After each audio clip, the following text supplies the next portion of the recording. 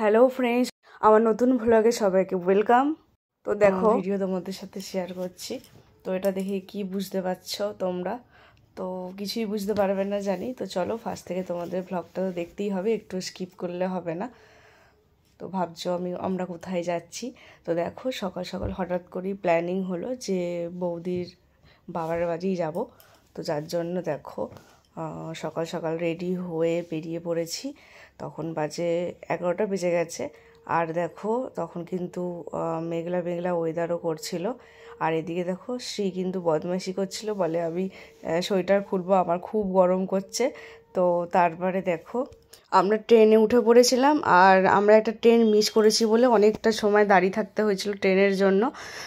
আমরা ট্রেনে স্টেশনে আসতে আসতেই একটা ট্রেন ছেড়েও দিয়েছিল অলরেডি, তো যার জন্য অনেকক্ষণ দাঁড়িয়ে থাকতে হয়েছিল। আর তারপরে দেখো আমরা ট্রেনে করে চলে এসেছিলাম শ্যামনগর। আর শ্যামনগরের এখানে এসে তারপরে বৌদি একটা কভার নিচ্ছিল, কিন্তু কভারটা পছন্দ হয়নি, কভার সেরকম ছিল না ভালো। তো যার জন্য সে আর নেওয়া হয়নি। তারপরে এখান থেকে চলে গেছিলাম বৌদির বাড়ি। কিন্তু তার আগে আমরা একটা রেস্টুরেন্টে গেছিলাম, ওইটা নাম হচ্ছে পাঁচফোড়ন। এখানে খুব সুন্দর সুন্দর খাবার আইটেম পাওয়া যায়।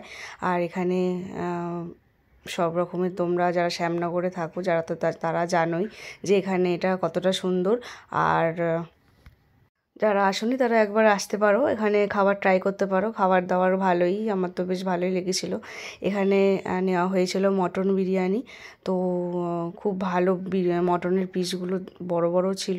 আর বিরিয়ানিটাও কোয়ান্টিটি খুবই বেশি দেয়, আর খেতেও দারুণ। তো দেখো বাড়িতে এসেই শ্রী আর বলে তাড়াতাড়ি করে আমি খেতে বসবো, কারণ হচ্ছে ওর মটন বিরিয়ানি ফেভারিট।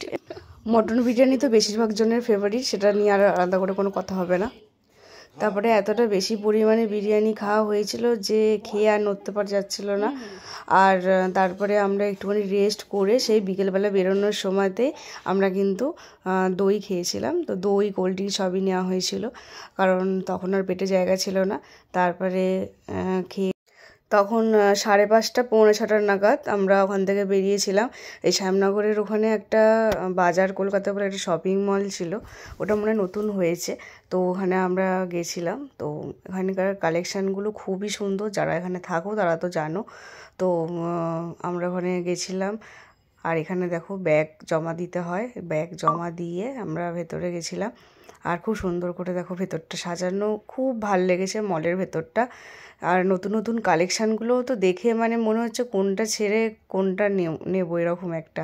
এখানে ক্রপ টপ আছে, তারপরে সুন্দর সুন্দর সোয়েটার হুডি সব কিছুই আছে। কিন্তু প্রবলেমটা হচ্ছে আমি সেইভাবে তোমাদের ভিডিও করে দেখাতে পারলাম না, কারণ হচ্ছে এখানে ভিডিও করা বারণ, তাই জন্য করতে পারিনি। আর এখানে বৌদি একটা টি শার্ট নিয়ে নিয়েছিল।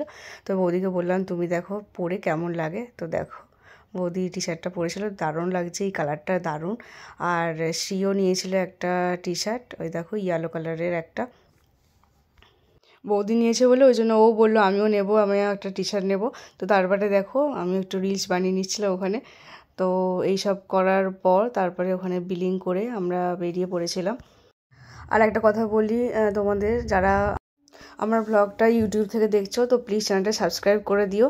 আর যারা দেখছো আমার ফেসবুক থেকে তো অবশ্যই আমাকে ফ্রেন্ড করে নিও। আর অবশ্যই লাইক কমেন্টস করতে কিন্তু ভুলো না, পারলে শেয়ার করে দিও। তো দেখো এখানে যতটা পেরেছি তোমাদেরকে ভিডিও করে দেখিয়েছি। সেইভাবে তো ভিডিও করা বারণ ছিল, যে কারণে আমি আর ভিডিও করতে পারিনি। তো ওখান থেকে বেরিয়ে আমরা দেখো স্টেশনে এসে লিফটে করে, ওখানে লিফট শ্যামনগরে লিফট চালু হয়ে গেছে, তো লিফটে করে আমরা উঠেছিলাম, সিঁড়ি দিয়ে আর উঠিনি। তো এখানেই ভিডিওটা আমি শেষ করব, কারণ আমার ফোনে আর চার্জ নেই, সেই কারণে আর আমি ভিডিও করতে পারিনি। তো তারপর দেখো আমরা ট্রেনে করে তারপরে আমরা বাড়ি ফিরে এসেছি। তো আমার ভিডিও কেমন লাগলো অবশ্যই জানিও। আবার দেখা হচ্ছে নতুন কোনো ভিডিও নিয়ে। তো ভালো থেকো সবাই, সুস্থ থেকো, টাটা বাই।